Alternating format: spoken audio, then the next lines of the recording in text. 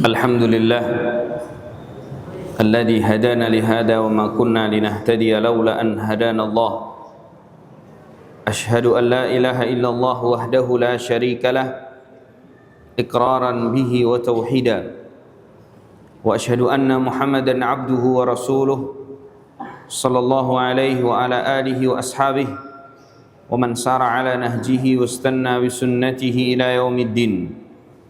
قال الله تعالى في كتابه العزيز يا أيها الذين آمنوا اتقوا الله حق تقاته ولا تموتن إلا وأنتم مسلمون.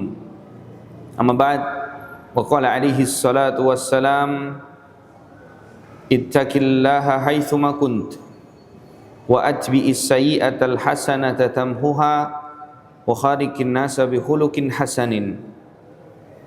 وقال عليه الصلاة والسلام بادروا بأعمال فتنا كقطع الليل مظلم يصبح رجل مؤمنا ويمسي كافرا ويمسي مؤمنا ويصبح كافرا يبيع دينه بعرض من الدنيا. Amma ba'd, Bapak dan Ibu, ikhwani fiddin wa akhwati a'azzani Allah wa iyyakum jami'an. Kita bersyukur pada Allah Subhanahu wa taala di kesempatan malam hari ini. Ini adalah kali kedua saya di masjid ini. Bersyukur kepada Allah Subhanahu wa taala kita masih diberikan kesempatan untuk memiliki keterikatan hati dalam masjid-masjid Allah Subhanahu wa taala, dengan masjid-masjid Allah Subhanahu wa taala. Tentu ini adalah nikmat yang sangat besar. Semoga Allah Subhanahu wa taala menjadikan apa yang kita lakukan pada malam hari ini menjadi mizan hasanah kita, yang kemudian Allah Jalla wa'ala katakan kepada kita, sodakta, kamu benar, kamu melakukan amal soleh yang kemudian dibenarkan oleh Allah Subhanahu wa ta'ala, dan itu yang kita harapkan. Amin amin ya rabbal alamin. Ikhwani fiddin azinallahu wa iyyakum jami'an. Salawat dan salam mudah-mudahan tetap tercurah dan terlimpahkan kepada baginda Nabi besar, Nabi agung, Nabi Muhammad sallallahu alaihi wasallam, pada keluarga beliau, sahabat-sahabat beliau, dan mudah-mudahan merambah kepada kita semua selaku umat Nabi Muhammad sallallahu alaihi wa ala alihi wasallam. Ikhwani fiddin azinallahu wa iyyakum jami'an. Nabi alaihi salatu wasallam di masa beliau menemani para sahabat mendidik, berdakwah dan mentarbiyah mereka, Nabi alaihi salatu wasallam salah satu metodologi yang kemudian dihadirkan di tengah-tengah para sahabat adalah terkadang beliau membuka sayembara ataupun perlombaan. Kenapa kemudian Rasul alaihi salatu wassalam melakukannya? Karena Allah Subhanahu wa taala di dalam Al-Qur'an pun menggunakan metode itu untuk kemudian mendidik kita sebagai umat manusia. Sebagaimana Allah Subhanahu wa taala berfirman di dalam Al-Qur'an, wasari'u ila maghfiratin min rabbikum wa jannatin arduhas samawati wal ard. Salah satu ayat yang Allah Subhanahu wa taala sebutkan adalah kita diperintahkan untuk bersegera melakukan kebaikan, mencapai surga Allah Subhanahu wa taala yang luasnya seluas langit dan bumi. Para ulama kita seperti Al-Imam Ibnu Katsir, At-Tabari dan yang lainnya menyebutkan bahwa ayat di atas adalah ayat yang memerintahkan kita untuk tasabbuk fil khair, untuk kita berlomba-lomba dalam kebaikan. Oleh karena itu Nabi alaihi salatu wassalam di masa beliau hidup bersama para sahabat tidak jarang memberikan kepada para sahabat kesempatan agar mereka saling berlomba-lomba. Salah satu yang disebutkan oleh para ulama syiar diantaranya adalah apa yang pernah terjadi di bulan Rajab. Kebetulan sekarang kita berada di bulan Rajab, tepatnya di tahun 9 Hijriah. Kala Rasul kita alaihi salatu wassalam mengajak para sahabat untuk melakukan perang yang kita kenal dalam sejarah adalah perang Tabuk. Rasulullah SAW tahu betul pada saat itu para sahabat ridwanullah alaihim ajmain sedang mengalami paceklik yang panjang. Sebagian besar para sahabat tidak siap untuk kemudian membawa perbekalan dengan jarak yang cukup jauh. Disebutkan dalam sejarah lebih dari 600 mil perjalanan dari Madinah menuju ke Tabuk.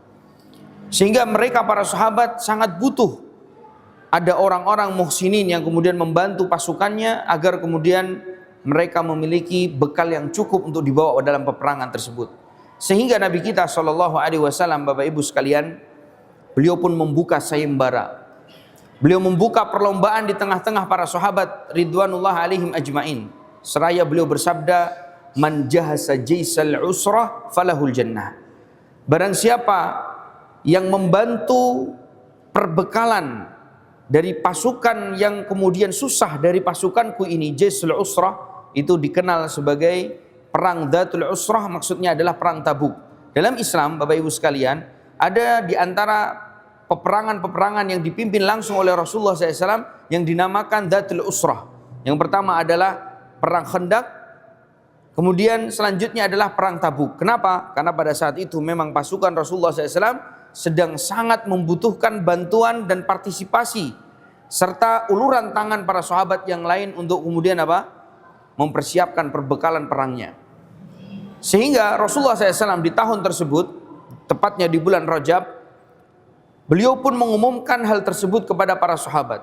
Sehingga muncullah aktor-aktor dalam Islam yang kemudian tercatat dalam tinta sejarah.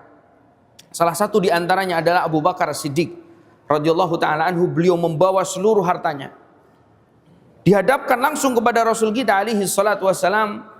Seraya Rasulullah bertanya kepada beliau, "Ma abqaita li ahlika ya Abu Bakar?" Apa yang kau tinggalkan untuk anak dan istrimu? Tentu pertanyaan itu akan spontan diucapkan oleh seseorang manakala ada saudaranya menginfakkan seluruh hartanya. Walaupun untuk kemudian kita harapkan ada orang yang menginfakkan seluruh hartanya di hari ini agak sulit. Tapi itulah yang dilakukan oleh Abu Bakar, dan apa yang dilakukan serta ditanyakan oleh Rasulullah SAW kepada Abu Bakar As-Siddiq radhiyallahu ta'ala anhu. Namun jawaban Abu Bakar As-Siddiq sebagaimana yang kita tahu, beliau mengatakan, "Abqaituhum Allah wa Rasul." Cukup wahai Nabi, aku tinggalkan anak dan istriku, Allah dan Rasulnya. Dan ini bukan ucapan yang kemudian hanya dikeluarkan dari lisannya saja. Sejarah mengungkapkan bahwa Abu Bakar Siddiq jangankan hartanya, bahkan beliau disebutkan oleh Imam Ibnu Qayyim rahimahullahu taala, di mana Abu Bakar As-Siddiq salah satu di antara fadilah beliau, jannada ahlahu lil Islam. Beliau menggunakan anak dan cucu-cucunya, bahkan seluruh keluarga yang kemudian dijamin oleh beliau untuk semuanya membantu agama Islam. Kita tahu Abu Bakar As-Siddiq ketika beliau punya anak namanya Asma binti Abi Bakr, kemudian dinikahkan dengan sahabat dekatnya Zubair bin Awam, lalu kemudian lahir seorang anak yang bernama Abdullah bin Zubair bin Awam. Kita tahu di masa di mana Asma binti Abi Bakar menjadi seorang ibu muda kala itu, sudah diberikan bekal oleh ayahnya untuk kemudian melindungi agama Islam. Sampai kemudian disebutkan dalam sejarah, di mana ketika Rasulullah SAW kala itu dikepung oleh orang-orang musyrikin di malam di mana beliau ingin hijrah ke Madinah, maka kemudian di pagi hari Abu Jahal dan gerombolannya ternyata tidak mendapatkan Rasulullah SAW ada di kasur beliau. Yang ternyata keluar adalah Ali bin Abi Thalib radhiyallahu ta'ala anhu. Maka Abu Jahal dan pasukannya pun akhirnya kemudian datang ke rumah Abu Bakar Siddiq. Begitu diketuk pintu rumahnya, ternyata yang keluar adalah anak perempuan Abu Bakar Siddiq yang bernama Asma binti Abi Bakar, ibunda dari Abdullah ibnu Zubair ibnu Awam, atau istri dari Zubair bin Awam radhiyallahu ta'ala anhu. Begitu ditanya oleh Abu Jahal, "Aina abuk?" Di mana ayahmu? Maka Asma pun mengatakan, "La adri." Aku tidak tahu. Maka kemudian ditamparlah Asma binti Abi Bakar sampai keluar darah dari bibirnya. Seraya kemudian Asma mengatakan sebuah kalimat yang tentu itu jangan kita harapkan akan keluar lagi dari bibir seorang wanita salehah hari ini. Kalimat yang akan menghujam para laki-laki hari ini. Kata para ulama, Asma binti Abi Bakar mengatakan kepada Abu Jahal yang kala itu menampar wanita. Seraya Asma berkata, "Awalam taqdir 'ala rijali tadribun nisa?" Wahai Abu Hakam, wahai Abu Jahal, apakah kau tidak lagi mampu melawan laki-laki kami kemudian memukul perempuan? Maka kemudian Abu Jahal pun malu sehingga meninggalkan Asma binti Abu Bakar. Kata para ulama, perkataan Asma binti Abu Bakar ini menasihatkan kepada kita para laki-laki bahwa Allah berikan kepada kita fisik yang lebih kuat dari mereka, tangan yang lebih besar dari mereka para wanita, bukan untuk mendolimi dan memukul wanita. Oleh karena itu jelas dalam hadis yang sahih, Nabi alaihi salatu wasallam pernah beliau sampaikan ketika para sahabat bertanya kepadanya, apa dosa-dosa besar laki-laki terhadap perempuan. Maka Rasulullah SAW mengatakan, wala tadribil wajha wala tuqabbih. Haram bagi laki-laki memukul wajah perempuan, dan haram bagi laki-laki menjelek-jelekkan perempuan. Makanya bagi kita para laki-laki pantang untuk kemudian fisik kita yang kuat ini memukul perempuan. Kenapa? Karena sudah dicontohkan oleh para sahabat di mana mereka memiliki kekuatan adalah untuk melindungi para wanita, bukan malah kemudian mendolimi para wanita. Ikhwani fiddin, azanallahu wa iyyakum jami'an. Kita kembali kepada Abu Bakar As-Siddiq radhiyallahu taala anhu.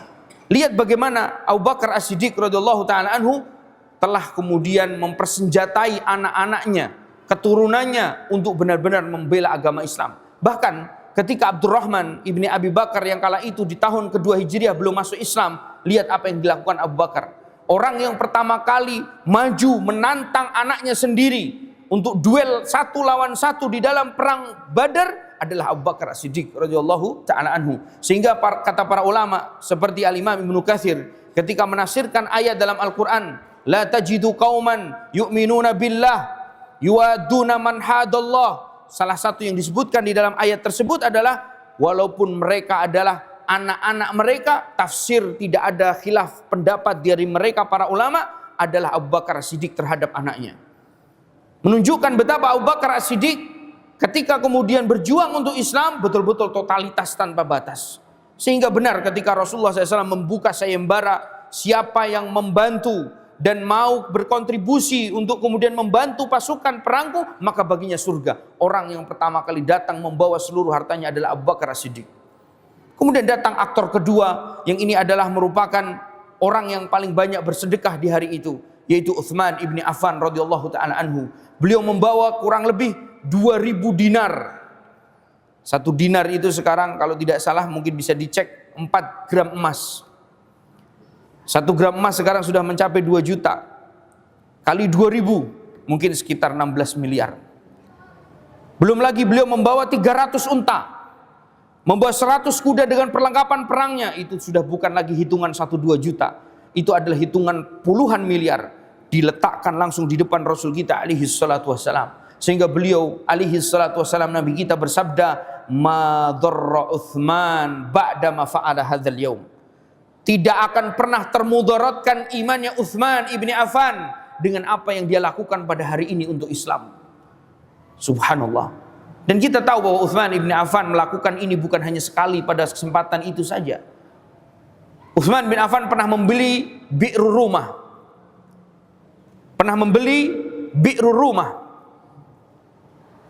Mata air yang dulu dimiliki oleh orang Yahudi sebelum datangnya Rasulullah dan Mus'ab bin Umair untuk berdakwah di Madinah. Maka kemudian Yahudi ini dalam sejarah selalu memberi secara cuma-cuma bagi mereka penduduk Yathrib. Tapi begitu datangnya Islam, mereka kemudian orang-orang Yahudi ini memberhentikan pemberiannya kepada orang-orang yang masuk agama Islam. Sehingga kemudian orang-orang miskin, para sahabat, mereka mengeluh kepada Nabi SAW. Sehingga kemudian Nabi SAW pun membuka sayembara, di mana kemudian beliau mengatakan, man istara bi'rur rumah falahul jannah. Barang siapa yang memberi bi'rur rumah untuk kaum muslimin, maka baginya surga. Siapa orang yang membeli kala itu? Utsman ibni Affan la syakka fih. Bahkan kalau kemudian hari ini kita ke Madinah dan melihat ada namanya Funduk Utsman ibni Affan, itu adalah hasil dari kemudian bagi hasil yang kemudian didapatkan oleh Utsman ibni Affan dari kebun dan kemudian mata air yang dimiliki oleh Utsman yang dahulu 1400 tahun yang lalu dibeli olehnya, yang kemudian hari ini beliau tetap merasakan amal jariah yang begitu terus mengalir mungkin sampai hari kiamat kelak. Datang Umar bin Khattab radhiyallahu taala anhu di waktu itu dengan membawa setengah hartanya. Ada sebagian sahabat diantaranya adalah Jabir bin Abdullah, Abdurrahman bin Auf membawa setengah hartanya. Sebagian sahabat yang lain ada yang 1/8 hartanya.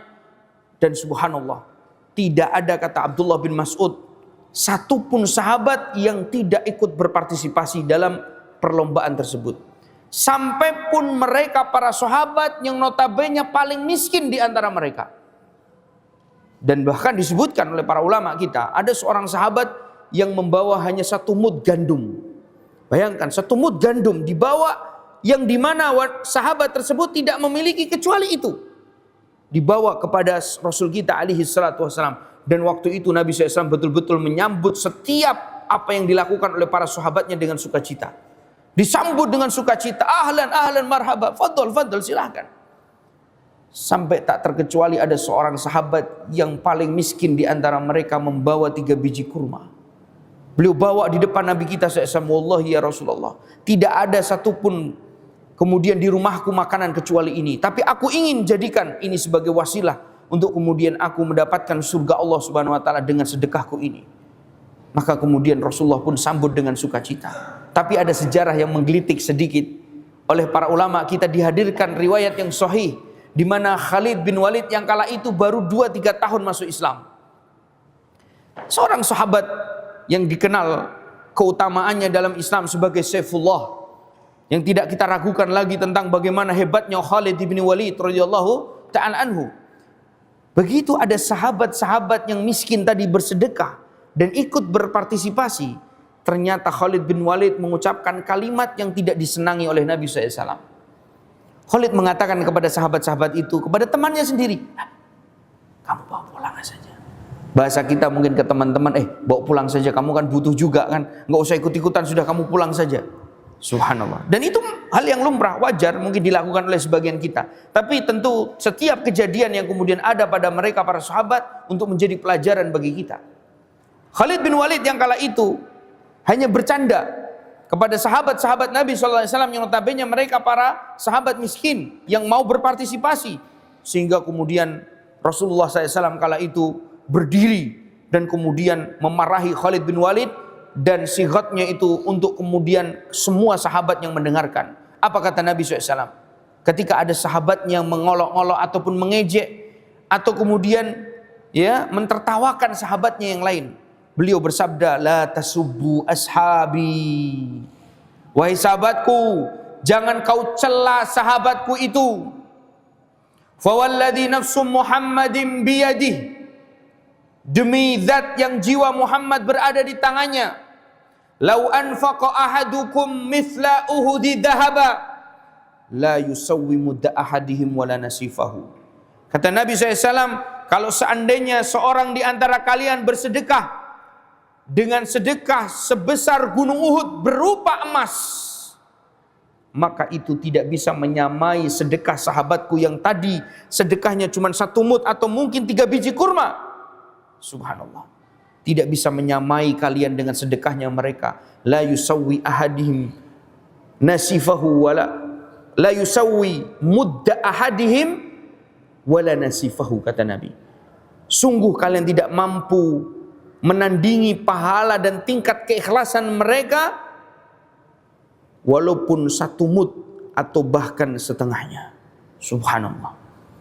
Maka dari sini ikhwani fiddin, azanillahu wa iyyakum jami'an, Nabi alaihi salatu wassalam mengajarkan kepada kita bahwa yang terpenting dalam kemudian kita beramal soleh bukan hanya seberapa besar dan banyaknya harta yang kita berikan, tapi bagaimana seorang mukmin hari ini memiliki kepekaan, memiliki jiwa yang ingin berpartisipasi dalam agama kita. Oleh karena itu Nabi alaihi salatu wassalam tidak pernah mengajarkan kepada kita untuk senantiasa menjadi muslim dan mukmin yang berpangku tangan setiap event-event kebaikan dalam agama kita. Kenapa kemudian hari ini kita dapati sebagian kita seringkali gagal dalam hidup? Karena kata Abdullah bin Mas'ud, tidak lain tidak bukan karena mereka memelihara keputusasaan pada hati mereka. Nabi alaihi salatu wassalam pernah didatangi oleh sahabat-sahabat yang notabene mereka adalah orang-orang tidak mampu. Mereka ingin berlomba-lomba memenangkan perlombaan kebaikan untuk mendapatkan surga tertinggi. Namun mereka seringkali melihat fenomena sahabat-sahabat yang kaya raya seperti Utsman bin Affan, Abu Bakar As-Siddiq, Jabir bin Abdullah, Abdurrahman bin Auf selalu mengalahkan mereka. Sehingga mereka mengeluh hal tersebut kepada Nabi kita sallallahu alaihi wasallam. Seraya disebutkan oleh Imam Nawawi dalam kitab Riyadhus Shalihin. Bahkan beliau Imam Nawawi mencantumkan hadis itu dalam Arba'in Nawawi. Beliau Nabi kita SAW ketika didatangi sahabat-sahabat yang miskin tersebut, seraya mereka berkata kepada Nabi, ya Rasulullah, Dhahaba ahlu duthur bil ujur. Wahai Nabi, ini orang-orang kaya ini, mereka sudah mengalahkan kita semua, di mana mereka memborong surga dengan harta-harta mereka. Mereka sudah mengalahkan kita semua. Bagaimana tidak? Yusalluna kama nusalli, karena mereka itu salat sebagaimana kami salat. Wa yasumuna kama nasum, dan mereka senantiasa berpuasa sebagaimana kami puasa. Artinya para sahabat ini mengeluhkan, ketika kita rajin salat, ingin kemudian datang ke shaf pertama, ternyata Abu Bakar sudah di depan, ternyata Utsman sudah di depan, ternyata Jabir bin Abdullah sudah di depan, ternyata kemudian Abdurrahman bin Auf yang banyak kaya dan kemudian banyak suka bersedekah, ternyata sudah di depan. Wa yasumuna kama nasum, bahkan mereka pun puasa, rajin puasanya sebagaimana kami orang-orang miskin yang rajin puasa karena tidak punya makanan mungkin. Subhanallah. Tetapi mereka menang di atas kita bukan soal sholat dan puasanya saja. Wa yatasaddaquna bifuduri amwalihim, kata beliau. Ternyata mereka mengalahkan kita dengan banyaknya sedekah dari apa yang telah Allah Subhanahu wa taala berikan kepada mereka dari berupa harta. Subhanallah. Mungkin kalau kita melihat fenomena dan pernyataan para sahabat kepada Nabi kita SAW adalah fenomena yang seringkali kita temukan pada diri kita. Begitu kita melihat ada orang kaya, rajin sholat, rajin puasa, banyak sedekahnya, kita kadang-kadang minder. Sama seperti para sahabat. Tapi lihat agama Allah Subhanahu wa taala Islam selalu mengajarkan, innallaha la yanzuru ila suwarikum wala ajsamikum walakin yanzuru ila qulubikum wa a'malikum. Islam selalu menjadikan para pemeluknya tidak memiliki keputusasaan dalam hidup, di mana setiap kita memiliki kesempatan yang sama. Walaupun mungkin terkadang kita tahu bahwa kita tidak sekaya teman dan saudara kita yang ada di sekitar kita. Nabi SAW memberikan solusi kepada mereka para sahabat yang miskin. Seraya beliau mengatakan, ala bikulli takbiratin sadaqah, wa tahmidatin sadaqah, wa tasbihatin wa tahlilatin sadaqah. Bukankah telah Allah jadikan dengan kita bertakbir, bertasbih, bertahmid, bertahlil adalah nilainya sedekah di sisi Allah? Seakan-akan kata para ulama, Nabi kita SAW mengajarkan kepada para sahabat bahwa seorang mukmin itu tidak boleh berputus asa. Masih banyak kesempatan-kesempatan yang bisa kemudian kita raih untuk mencapai surga Allah Subhanahu wa taala. Lihat bagaimana Rasul kita alaihi salatu wasalam ketika beliau memotivasi para sahabat, beliau begitu senang dan begitu kemudian menyambut dengan sukacita manakala mereka walaupun sedekah dan infaknya hanya 3 biji kurma. Bahkan dalam hadis yang sahih Nabi SAW pernah menyebutkan, ittaqun nar walau bithikit tamrah. Takutlah kalian kepada neraka Allah walaupun kalian hanya bersedekah dengan sepotong biji kurma. Menunjukkan bahwasanya sedekah itu bukan soal kemudian banyaknya, tapi bagaimana kemudian kita mau bersedekah di jalan Allah Subhanahu wa taala.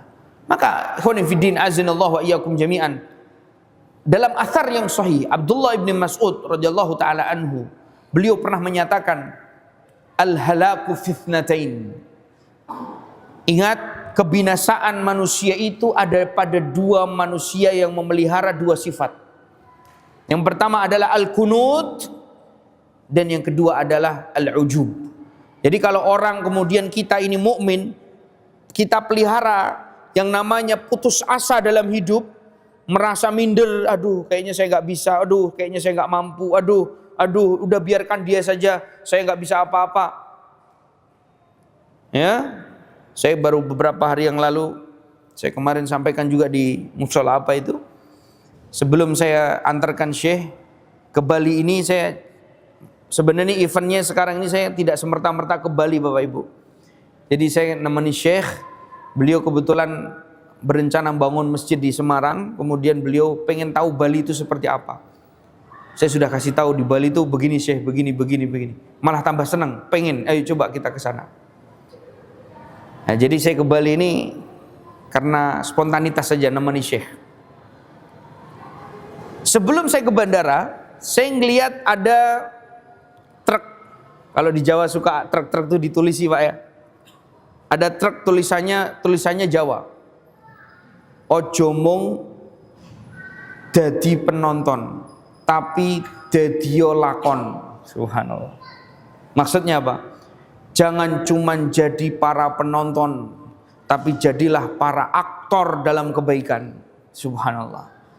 Dan di sini hadisnya relate dalam kehidupan kita, dan itu sangat ada hubungannya erat dengan apa yang kita jelaskan, bahwa ketika seorang hamba mukmin memiliki dan memelihara sifat putus asa dalam hidupnya, maka dia dijamin akan gagal. Padahal dalam Islam ini sangat banyak sekali yang kemudian menjelaskan kepada kita dari hadis-hadis Nabi kita SAW, di mana kemudian kita tidak boleh putus asa. Bayangkan, Nabi SAW sudah menjelaskan kepada kita, semua kita ini sebagai seorang mukmin itu laksana seperti barang tambang. Anasu kama'adin, kata Nabi. Manusia itu seperti barang tambang. Kama'ani dahabi wal fiddah. Laksana barang tambang seperti emas dan perak. Mungkin kita barang tambang yang lain bisa kita temukan, ada besi, ada nikel dan seterusnya. Coba kita perhatikan hidup kita ini. Kalau seandainya semua kita adalah orang-orang kaya, mungkin kita sudah mendekati hari kiamat. Karena memang disebutkan dalam kitab-kitab Asratus Sa'ah oleh para ulama kita, bahwa ada hadis Nabi kita SAW yang menyebutkan kelak di akhir zaman, setelah terjadinya huru-hara besar dan tanda-tanda hari kiamat kubro telah muncul, akan ada zaman di mana kemudian manusia akan sulit menemukan orang miskin, sampai ada orang yang memohon-mohon agar sedekahnya diterima oleh manusia. Subhanallah. Antum pengen hidup di zaman di mana semua orang kaya? Mau Pak? Siapa di sini yang pengen jadi orang kaya? Semua pasti tunjuk jari. Tapi kalau ditanya, kira-kira kalau semuanya jadi kaya, setuju nggak? Nggak setuju. Kenapa? Karena kayanya seseorang itu karena ada orang yang tidak lebih kaya dari dia, sehingga dia bisa bersedekah, dia bisa kemudian berbagi, dia bisa membantu orang lain. Maka lihat, kenapa kemudian Allah Subhanahu wa taala ketika kemudian menurunkan agama Allah Subhanahu wa taala dan mengutus nabinya sallallahu alaihi wasallam mengajarkan kita untuk tidak putus asa. Kenapa? Karena Allah telah menetapkan takdir-takdir kita, di mana kemudian ketika kita hari ini tidak mampu, bukan orang yang kemudian kaya, maka tidak boleh kita berputus asa. Kenapa? Karena kita bisa meraih surga dengan status kita yang mungkin tidaklah kaya. Bagi kita yang ditakdirkan kaya, kita pun bisa meraih surga dengan kekayaan kita. Begitu seterusnya. Oleh karena itu, ikhwani fiddin, azanillahu wa iyyakum jami'an. Kata Abdullah bin Mas'ud radhiyallahu taala anhu, di mana orang yang kemudian tidak akan pernah senantiasa mendapatkan kesuksesan ketika dia memiliki sifat apa? Putus asa. Kemudian yang kedua, ketika dia adalah orang yang memelihara ujub dalam dirinya. Apa itu ujub? Merasa hebat, merasa dia besar, merasa dia paling top. Ini adalah ujub. Maka orang yang kemudian memelihara dua sifat itu, kata Abdullah bin Mas'ud, adalah orang-orang yang binasa, yang tidak akan pernah mendapatkan kesuksesan. Ikhwani fiddin, azanallahu wa iyyakum jami'an. Kembali kepada hadis yang tadi disebutkan oleh Nabi SAW terhadap mereka, sahabat-sahabat yang miskin. Ternyata dalam Islam, perlombaan itu ternyata tidak harus senantiasa diikuti oleh mereka orang-orang yang kaya saja. Walaupun notabene perlombaan itu adalah perlombaan tentang sedekah dan infak. Oleh karena itu Allah Subhanahu wa taala menyebutkan dalam surah Ali Imran, yang semua bapak-bapak yang hadir insyaallah hampir semuanya sudah hafal. Surah Ali Imran, Allah Subhanahu wa taala menyebutkan ketika kemudian memerintahkan kita untuk bersegera mendapatkan surga yang luasnya seluas langit dan bumi, yang dipersiapkan untuk siapa? Uiddat lil muttaqin. Apa kata Allah ciri-ciri dari orang-orang yang bertakwa? Alladzina yunfiquna fis sarra'i wad dharra, adalah mereka orang-orang yang senantiasa mau bersedekah, baik itu dalam keadaan lapang maupun dalam keadaan sempit. Oleh karena itu, ikhwani fiddin, azanallahu wa iyyakum jami'an, kita sebagai seorang mukmin hari ini harus melihat konteks sedekah yang ada dalam agama kita bukan hanya mereka orang-orang kaya. Makanya kalau kemudian bapak-bapak kadang-kadang seringkali mendapati kalau kemudian kotak amal itu dibuka, kok ada yang infak 1.000, ada yang infak 2.000. Demi Allah Pak, jangan antum pandang kemudian tidak sama atau mungkin tidak sebanding dengan yang berinfak mungkin ratusan juta. Bisa jadi infak 2.000 rupiah, 1.000 rupiah, bahkan 500 rupiah yang dia miliki di jalan Allah Subhanahu wa Ta'ala, itu akan kemudian menjadikan orang tersebut terhindar dari api neraka Allah Subhanahu wa Ta'ala. Bukankah para ulama kita mengingatkan rubba amalin saghirin tukabbiruhun niyah wa rubba amalin kabirin tusaghiruhun niyah. Berapa banyak amalan-amalan yang kecil tapi dibesarkan dengan niat yang hadir dalam hamba tersebut, dan berapa banyak amalan-amalan yang ternyata ya dilakukan oleh seseorang dengan jumlah yang besar, dengan amalan-amalan yang effortnya luar biasa, tapi ternyata kemudian dikerdilkan dengan niatan yang ada pada hati mereka. Maka dari itu ikhwan fiddin, a'azzanillah wa iyyakum jami'an, beginilah yang dicontohkan oleh para sahabat ridwanullah alaihim ajmain tentang perlombaan yang kemudian dimaksud dalam agama kita. Tidak harus kemudian menang dalam Islam itu menang yang paling banyak hartanya, yang paling banyak data ilmunya, sehingga dia orang yang paling pintar, paling ranking, orang yang paling tinggi titelnya. Tidak. Tapi bagaimana Allah menjadikan pemenang dari setiap perlombaan dalam agama kita adalah ketika mereka mengadopsi ketakwaan ada pada mereka. Adalah ketika mereka mukmin menghadirkan niat dalam hati-hati mereka untuk mendapatkan ridha Allah Subhanahu wa Ta'ala. Sehingga hari ini pun dengan penjelasan di atas kita akan semakin mengerti betapa kemudian agama Islam ini bukan hanya untuk mereka orang-orang kaya. Demikian sebaliknya, agama Islam ini juga bukan hanya untuk mereka orang-orang miskin. Tapi setiap manusia yang hari ini statusnya apapun akan bisa memberikan kontribusi di dalam agama Allah Subhanahu wa Ta'ala. Demikian Bapak Ibu rahimani wa rahimakumullah, mudah-mudahan nasihat singkat yang saya sampaikan pada kesempatan malam hari ini bisa kemudian kita ambil ibrah dan kemudian bisa kita jadikan pelajaran serta kemudian kita praktekkan dalam aspek kehidupan kita. Demi Allah, Bapak Ibu sekalian, banyak di antara para sahabat yang mereka senantiasa diselamatkan oleh Allah Subhanahu wa Ta'ala dari api nerakanya disebabkan hanya kemudian 1 biji kurma, bahkan mungkin setengah dari biji kurma.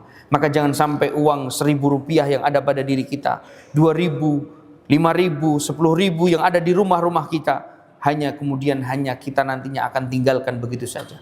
Jadikan itu sebagai infak-infak kita terbaik. Terlebih kita tahu hari ini kita sedang mendapatkan kabar yang sangat-sangat menyedihkan.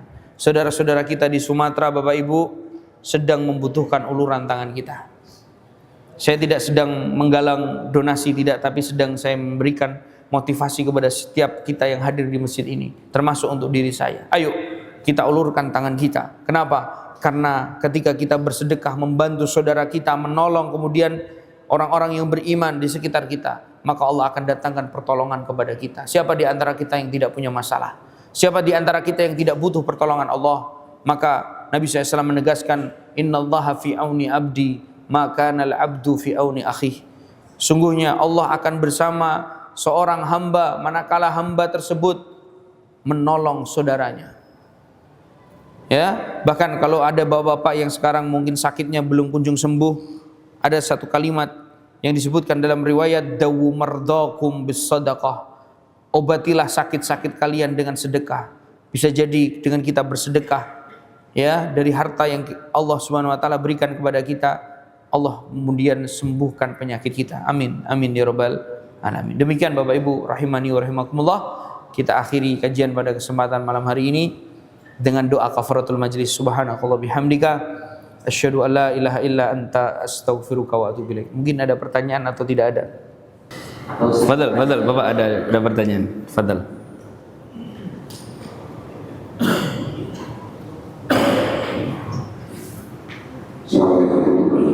Waalaikumsalam warahmatullahi wabarakatuh.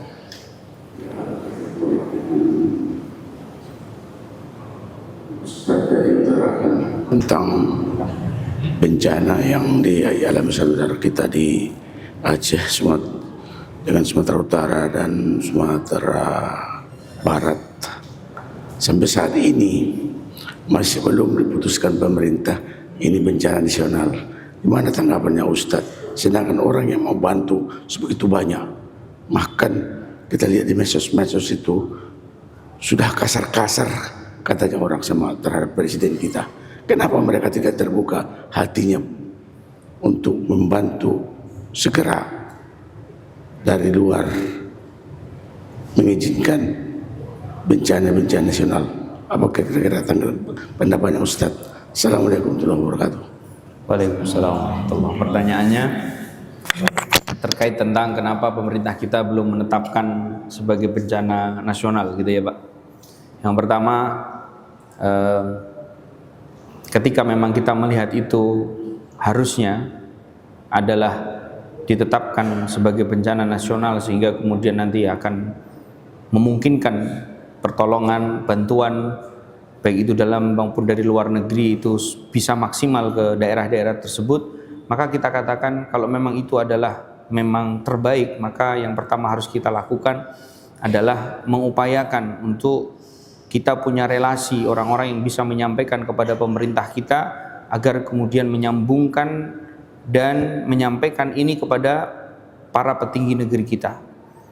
Yang pertama, karena tugas kita sebagai seorang mukmin apabila kemudian melihat sesuatu ya dari mungkin kemungkaran, dari mungkin sesuatu yang butuh dinasehati, maka sampaikan nasihat.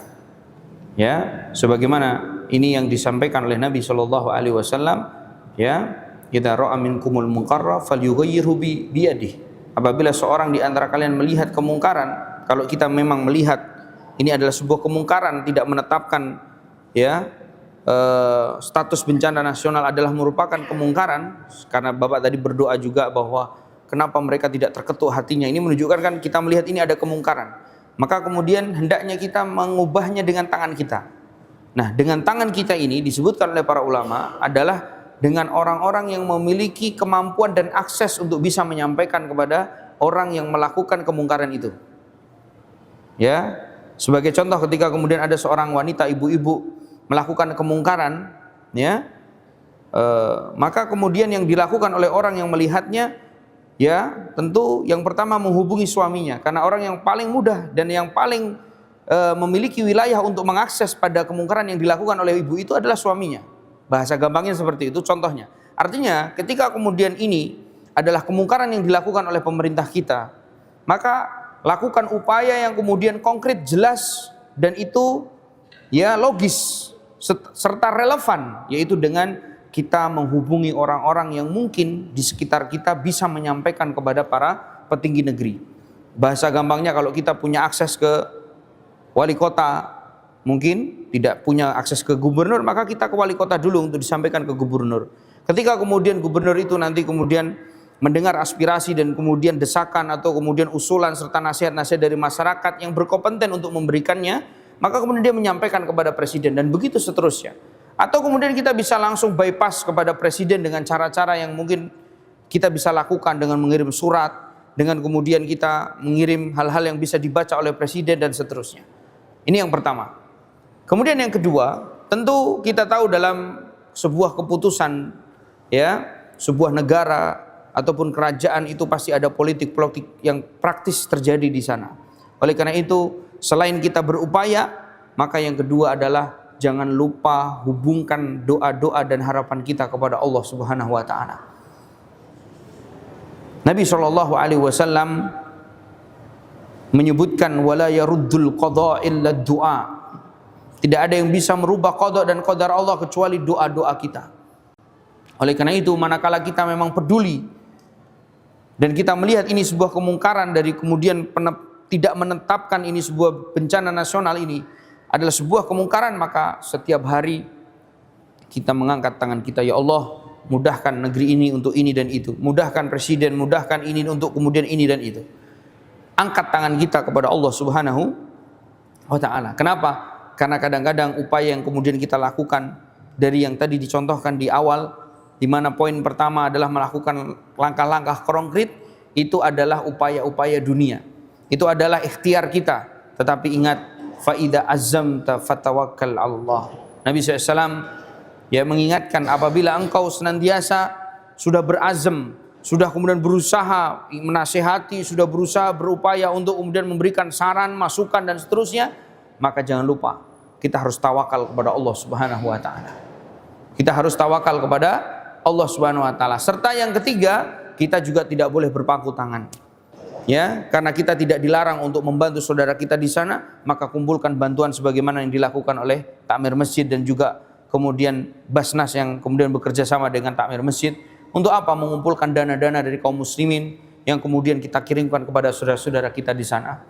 Ya, mungkin jawabannya seperti itu, Pak. Mudah-mudahan apa yang saya sampaikan bisa dicerna dan mudah-mudahan bisa dipahami. Intinya, tugas kita Bapak Ibu sekalian adalah bagaimana kemudian kita memastikan diri kita berkontribusi dalam masalah ini. Dan sampai ada di antara kita yang kemudian tinggal di masjid ini dan mendengarkan apa yang saya sampaikan ini, sama sekali tidak terketuk hatinya untuk membantu saudara kita, demi Allah. Jangan sampai.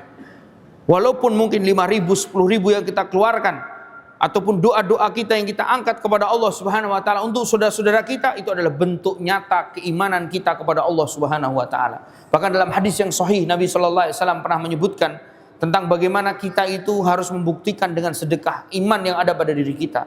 Beliau Nabi kita SAW bersabda, was-shadaqatu burhanun. Sesungguhnya sedekah yang dilakukan seorang hamba adalah bukti nyata orang itu beriman kepada Allah Subhanahu wa taala. Mudah-mudahan yang singkat ini bermanfaat. Wallahu taala a'lam bissawab.